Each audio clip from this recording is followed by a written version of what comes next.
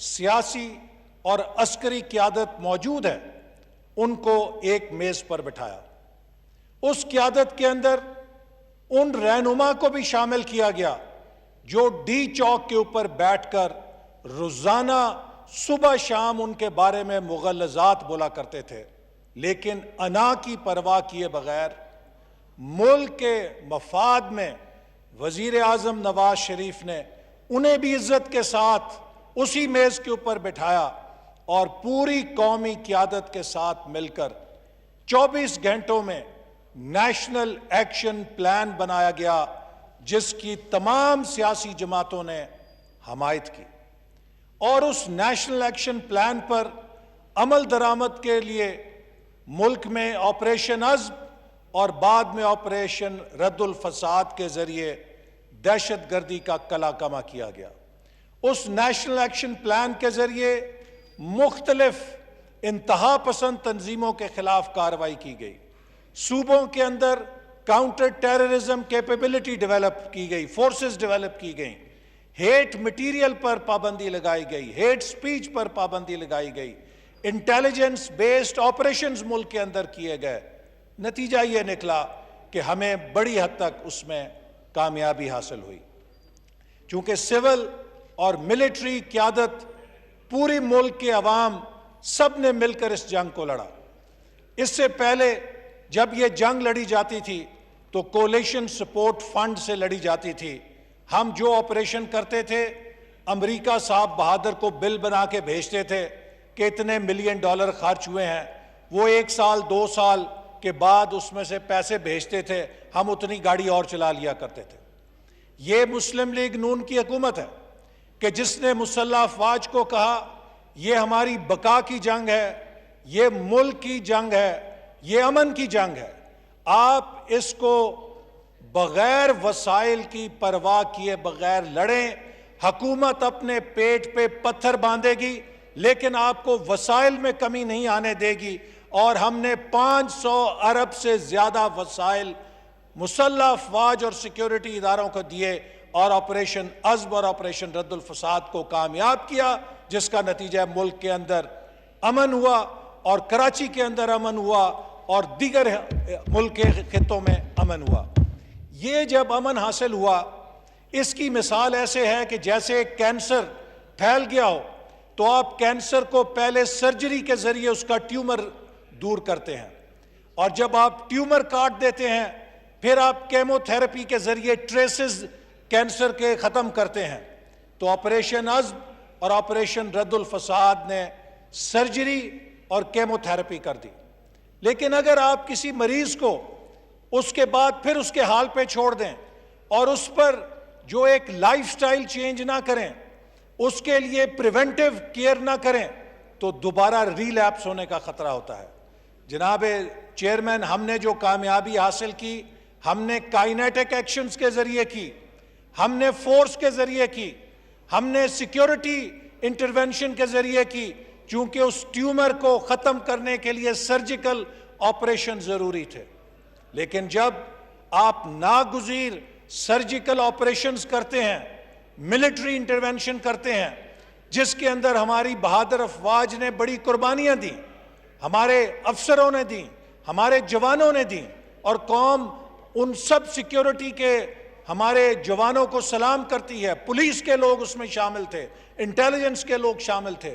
لیکن جیسے D G I S P R نے بھی ایک پریس کانفرنس میں کہا کہ جب بھی ملٹری آپریشن ہوتا ہے تو ناگزیر ہوتا ہے کہ اس میں کہیں نہ کہیں کوئی ایکسیسز بھی ہو جاتے ہیں، کہیں نہ کہیں لوگوں کی شکایات بھی جنم لے لیتی ہیں۔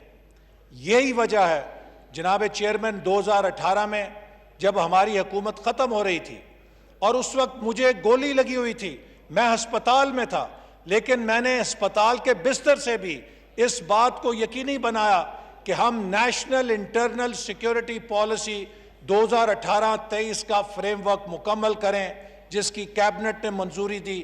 اس کا مطلب کیا تھا کہ ہم اس دہشت گردی کے خلاف جنگ کو اگلے مرحلے میں لے کے جائیں جو نان کائنیٹک ایکشنز کے اوپر ہو، جو پریونشن کے اوپر ہو، جو اس کے روٹ کازز کو ختم کرے، جو ہماری دہشت گردی کے خلاف جنگ کو، ہماری رسپانس کو ری اورینٹ کرے، جو اس کے اندر ایک نئی سوچ لے کر آئے، اس کو ری امیجن کرے، اس کو ریکنسیلیشن کی طرف لے کے جائے، کہ جہاں پہ کوئی ناراضگیاں ہیں ہم ان ناراضگیوں کو انگیجمنٹ کے ذریعے، پولیٹیکل پروسیس کے ذریعے، بات چیت کے ذریعے ختم کر کے پیسیفائی کریں۔ اسی طرح ری ڈسٹریبیوشن کریں وسائل کی، اپنی پوری جو انتظامی مشین ہے اس کے وسائل کو ایک نئی سوچ کی طرف ری ڈسٹریبیوٹ کریں۔ ہم اس کا ایک ریجنل پرسپیکٹیو لے کر آئیں، اور ہم اس کی جو اہمیت ہے، اس کی جو سلوشن ہے، اس کو ایویڈنس بیسڈ اپروچ کے ساتھ ریکگنائز کریں۔ ہائر ایجوکیشن کمیشن اور دوسرے اداروں سے ریسرچ کریں، اور یہ دیکھیں کہ اس پوری اب نئے مرحلے کے اندر ہمیں اپنے نظام تعلیم کو کیسے ٹھیک کرنا ہے، کرمنل جسٹس سسٹم کو کیسے ٹھیک کرنا ہے، سماجی ناہمواری کو کیسے ٹھیک کرنا ہے، یوتھ ایلینیشن کو کیسے ٹھیک کرنا ہے، اور دوسرے جو ایک انتہا کے نیریٹیوز ملک کے اندر پیدا ہو رہے ہیں ان کو کیسے ہم نے ماڈریشن کی طرف، مین سٹریم کی طرف لے کر آنا ہے۔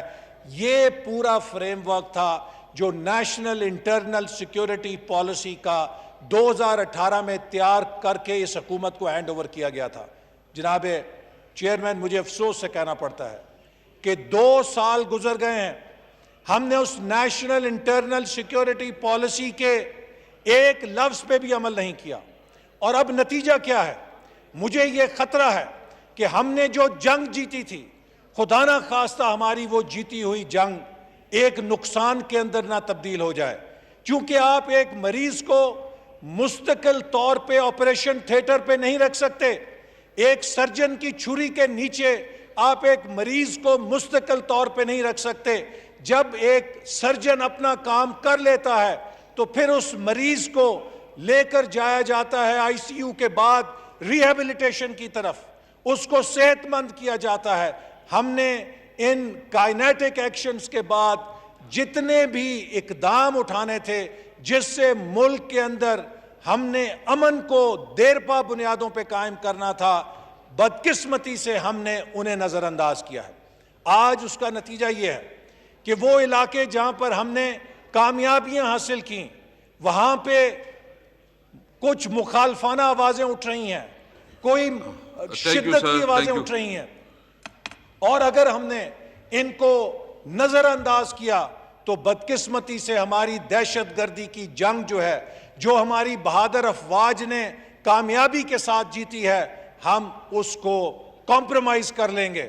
لہٰذا میں عسکری قیادت سے بھی اپیل کروں گا کہ اب وقت آ گیا ہے کہ ہم یہ دیکھیں کہ جو ہمیں کامیابیاں ملی ہیں ہم ان کو عسکری انداز میں آگے لے کر نہ چلیں، بلکہ اب ہم ان کو سماجی، سیاسی اور اقتصادی شعبے اور پیرائے کے اندر لا کر پیسفل پاکستان بنانے کے لیے پرو ایکٹیو انداز میں نان کائنیٹک اسٹریٹجی کے ذریعے انہیں مستقل بنیادوں پہ لے کر آئیں۔ تو جناب میں بس 2 منٹ میں آپ کو ڈاکٹر نے ایڈوائز نہیں کیا؟ If I am irrelevant, just stop me.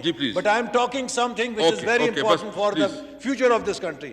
تو جناب آپریشن حزب اور رد الفساد کی جو قربانیاں تھیں، ہمیں اب ان کو ان کا اصل پھل لینے کے لیے آپریشن مرہم کی ضرورت ہے، ہمیں آپریشن اخوت کی ضرورت ہے، تاکہ ہم ان علاقوں پہ مرہم رکھیں اور ان کو دوبارہ اپنے اندر لے کر آئیں۔ اور یہ وہ راستہ تھا جو نیشنل انٹرنل سیکیورٹی پالیسی کے اندر ہم نے دیا تھا۔ چونکہ جناب اسپیکر، ریاست جو ہے وہ جبر کے ساتھ نہیں چلتی، ریاست کچھ اصولوں کے اوپر چلتی ہے، جس میں رول آف لا ہوتا ہے، جس میں جسٹس ہوتی ہے، جس میں جمہوریت ہوتی ہے۔ یہ ہمارا آئین ہے جو ہمیں وہ راستہ دکھاتا ہے۔ ان تصورات کے ساتھ جو رومانویت ہے وہ ریاست کو مضبوط کرتی ہے، طاقت کا استعمال ریاست کے اندر ریاست کو مضبوط نہیں کرتا۔ اب میں جو منسٹری آف انٹیریئر کے اندر جو پروجیکٹس تھے، مجھے افسوس سے کہنا پڑتا ہے کہ 2018 میں 24 ارب روپے کا ڈیولپمنٹ فنڈ میں چھوڑ کے آیا تھا انٹیریئر منسٹری میں، آج اسے 14 ارب کر دیا گیا ہے۔ اور بہت اہم منصوبے جو ہماری انٹیریئر منسٹری کے لیے بڑے ضروری تھے وہ نظر انداز کر دیے گئے ہیں۔ مثال کے طور پہ ہم 2400 افراد کی اینٹی رائٹ پولیس بنا رہے تھے، میں یہاں پر دیکھتا ہوں کہ اسلام آباد میں کوئی مظاہرہ ہوتا ہے تو اس کے لیے کاؤنٹر ٹیررزم فورس کو بھیج دیا جاتا ہے. کاؤنٹر ٹیررزم فورس کو رائٹس کی ٹریننگ نہیں دی گئی, ان کو دہشت گردی سے نپٹنے کی تربیت دی گئی ہے. خدا نہ خواستہ اس سے کوئی بڑا حادثہ ہو سکتا ہے. ہم نے اسی لیے اینٹی رائٹ پولیس کی پروجیکٹ رکھا تھا کہ 2400 اسپیشلائزڈ اینٹی رائٹ پولیس کی جائے, اس کو ختم کر دیا گیا ہے. جناب اسپیکر, ہم نے پاکستان کا پہلا نیشنل پولیس ہاسپٹل کے لیے 2 ارب روپے رکھے گئے تھے, لیکن اس نیشنل پولیس ہاسپٹل کو ختم کر دیا گیا ہے. یہاں پہ ہر سیکیورٹی ادارے کا ہاسپٹل ہے اس کے جوانوں کے لیے, پولیس کے جوانوں کے لیے کوئی ڈیڈیکیٹڈ ہاسپٹل نہیں ہے. میں مطالبہ کرتا ہوں کہ نیشنل پولیس ہاسپٹل کو دوبارہ اس کو شامل کیا جائے اور اسے قائم کیا جائے. اسلام آباد کے اندر ہم نے ایک بس سروس کا منصوبہ رکھا تھا, چونکہ انٹیریئر منسٹری کیپٹل کی ذمہ داری ہے. یہاں کے لوگوں کی جو مسائل ہیں ان کی کمیوٹ کرنے کے, اس کے لیے اسلام آباد بس سروس کے منصوبے کو ختم کر دیا گیا ہے, اس کو واپس لے کر آیا جائے. جناب آپ جانتے ہیں خیبر پختونخوا سے آپ کا تعلق ہے. فرنٹیئر کانسٹیبلری ہماری وہ فورس ہے جس کی بڑی تاریخ ہے, جنہوں نے دہشت گردی میں بڑی کامیابیاں حاصل کی ہیں. آپ کے پشاور سے جو ہمارے آگے تھے دہشت گرد دستک دینے, ان کو پیچھے دھکیلنے میں, جنگ لڑنے میں ان کے جوانوں کی بڑی کامیابیاں ہیں, لیکن یہ آج بھی وہ بولٹ والی رائفل لے کر کھڑے ہوتے تھے. تو ہم نے ان کے لیے نئے ساز و سامان اور یونیفارم کے لیے اسٹرینتھننگ آف فرنٹیئر کانسٹیبلری کا پروجیکٹ رکھا تھا, اس کو بھی ختم کر دیا گیا ہے. میں اس کے اوپر بھی مطالبہ کرتا ہوں کہ فوری طور پہ فرنٹیئر کانسٹیبلری کے جوانوں کو ماڈرن سامان دیا جائے, یہ ان کا حق ہے. ان کے لیے یونیفارم بہتر دی جائے, یہ ان کا حق ہے. یہ ہمارے مایا ناز فورس ہے جس نے بہت اچھی خدمات دی ہیں. پھر اسلام آباد ماڈل پریزن کا منصوبہ جو ہے یہ التوا میں پڑا ہے, اسے 2020 تک مکمل ہو جانا چاہیے تھا. جناب اسپیکر, میں اڈیالہ جیل میں تھا, میں جانتا ہوں کہ اڈیالہ جیل کیپیسٹی سے اوور فلو اس لیے کر رہی ہے کہ اسلام آباد کے قیدی بھی اڈیالہ جیل میں جاتے ہیں. اگر اسلام آباد کی اپنی پریزن ہوگی تو اڈیالہ جیل سے وہ لوڈ ختم ہو جائے گا. تو یہ پیسے جو رکھے گئے ہیں ناکافی ہیں, ان کو دگنا کیا جائے اور اسلام آباد ماڈل پریزن کو فوری طور پہ بنایا جائے تاکہ کرمنل جسٹس سسٹم کے اندر یہ کمی پوری ہو سکے. ہم نے ای ویزا اور ای پاسپورٹ شروع کیا تھا. وزیر اعظم تقریر کرتے ہیں کہ میں سبز پاسپورٹ کی عزت بحال کروں گا. جناب, سبز پاسپورٹ کی عزت اس لیے نہیں تھی کہ اس کی نقل ہوتی تھی, اس میں 2 نمبری ہوتی تھی, اور سبز پاسپورٹ کو ٹیمپر فری کرنے کے لیے ہم نے ای پاسپورٹ کا منصوبہ شروع کیا تھا جسے 2018 میں لاگو ہو جانا تھا, لیکن بدقسمتی سے وہ بھی التوا کا شکار ہے. میں انٹیریئر کو کہوں گا کہ ای پاسپورٹ کے منصوبے کو بھی فوراً مکمل کیا جائے اور موجودہ پاسپورٹس کو ای پاسپورٹ سے ریپلیس کیا جائے. اس سے پاکستان کا پاسپورٹ ٹیمپر فری ہوگا اور پوری دنیا کے اندر پھر پاکستان کے سبز پاسپورٹ کی عزت ہوگی, لوگ اسے کریڈیبل دیکھیں گے, کوئی اس کے اندر انگلی نہیں اٹھا سکے گا. اور آخر میں جناب اسپیکر, میں یہ ضرور کہنا چاہتا ہوں کہ ایف آئی اے ہمارا انٹیریئر کا ایک بہت اہم ادارہ ہے, اور ایف آئی اے کے اندر پولیس سروس آف پاکستان کے افسر ہیں. میں جب وزیر داخلہ تھا ہم نے کوشش کی کہ کسی قسم کی انتقامی کارروائی کے لیے اس کو استعمال نہ کریں. بدقسمتی سے آج ایف آئی اے کو نیب 2 بنانے کی کوشش کی جا رہی ہے اور ایف آئی اے کی حیثیت کو تبدیل کیا جا رہا ہے.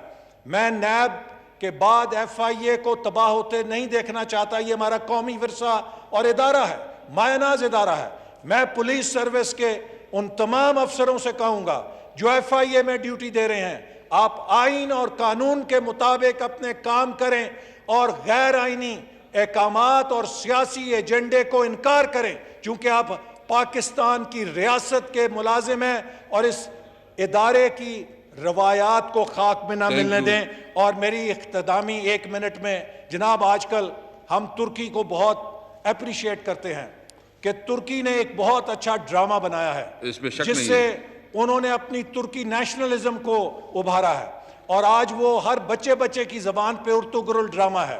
لیکن ہم بھی پیچھے نہیں ہیں, ہم نے بھی بڑے ڈرامے بنائے ہیں، ملک رول، کسان رول، مزدور رول، نوجوان رول، تاجر رول، سرمایہ کار رول، معیشت رول، خارجہ پالیسی رول، اور اس کا ڈراپ Thank سی you, ہونے والا thank ہے you. حکومت رول. تھینک یو جی. ماشاء اللہ. ویسے ایس ایس صاحب میرے خیال میں آپ ڈاکٹر کے ایڈوائس پہ کام نہیں کر رہے ہیں، آپ کو احتیاط بھی کرنی چاہیے. ابرار شاہ صاحب. بسم اللہ الرحمن الرحیم. جناب اسپیکر صاحب، جبکہ پی اول کی اس بجٹ میں آپ نے بڑھا کے رقم رکھی ہے اور آج ہی رات کو عوام کے اوپر جو ایٹم بم آپ نے ڈالا ہے 26 روپے لیٹر بڑھا کے،